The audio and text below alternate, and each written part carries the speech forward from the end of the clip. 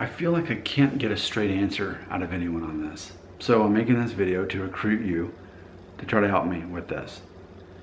What I'm trying to get at is this. Biracial is a buzzword on my channel because I've recently been talking about Meghan Markle and, you know, so biracial. Okay, so one parent had African DNA. And so certain people, especially in America, are celebrating this because they're saying that she's the first black woman to, okay? Then a lot of other people say, well, she's not black, she's biracial, blah, blah, blah, right? Okay, so let's not get distracted by that. That's not what this video is about. I've already made videos about that. Check them out if you want to. They're not good. All right, forgive my honesty. Do you want me to be real or do you want me to be relevant? All right, so what I'm trying to figure out is what exactly constitutes someone being biracial? Because I was talking to my wife about this and she's like, well, aren't everybody to some degree probably a little bit biracial? You know, like for me, obviously, as you saw in the channel trailer for my YouTube channel here, I say that I'm 21.6% Native American via modern day Mexico because my grandmother was a first generation Mexican American, but all of her DNA came from there. And I recognize that Native American is a different race than European, right? Like we can get a little bit confused on, you know, because on my mom's side, you know, there's also the Sephardic Jewish and there's the Middle Eastern, and we could generically say, well, that's white. Okay, well, but is white, is like European, if someone European marries someone who's Middle Eastern and then they have a child, is that child biracial? There's that whole rabbit trail. But more so though, I guess probably what I'm trying to sort out is this. What does it take to qualify to be biracial? Okay, so can we agree though? Could we at least agree that Native American is a different race than European? Can we agree about that? Because if it can, then that means 21.6% of me is that, which by default makes me biracial, right? Okay, so if you can agree on that, then my next question is, how little of Native American could I be and still be biracial? If nearly a quarter of me is, then aren't I considered biracial? But what if we change that Native American via Mexico, so it's like Aztec, Maya, whatever it is, what if we change that to African instead?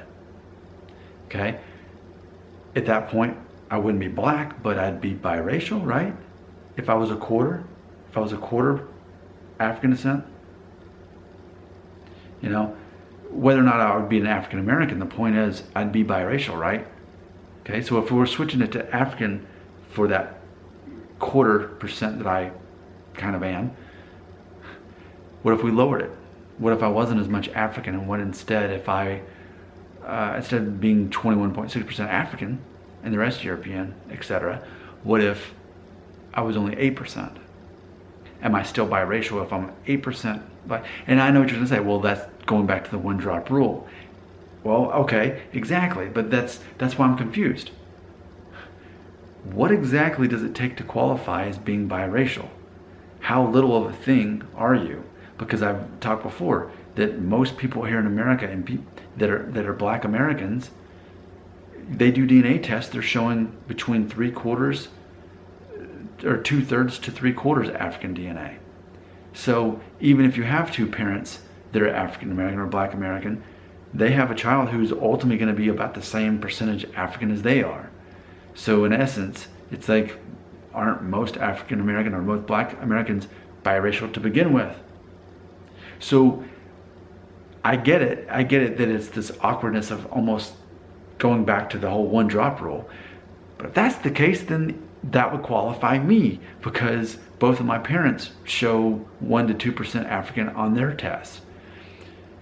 And I'm not saying that I'm African American or black American. I'm just saying I'm really confused on what exactly it takes to qualify as biracial.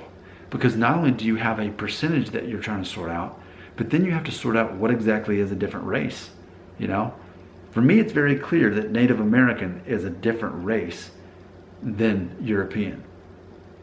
But then things get hazy when we're talking about Middle Eastern versus European. Is that interracial? Is that two different races?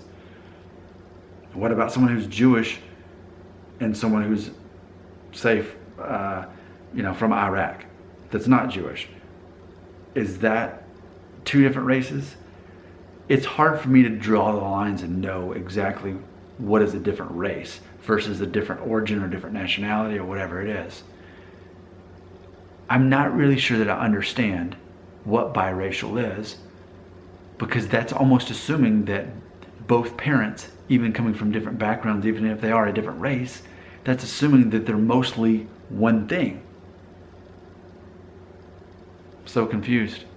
But like I always say, we all know I'm ignorant, but we also all know that I'm open-minded, which is why you're going to leave a comment right now, try to help me sort this out. How little of a different background do you have to be to still count as being biracial? That's really the question. But then the follow-up question is, what exactly constitutes as two different races to be biracial? Save me. Comments. Do it. Teach me. Teach me.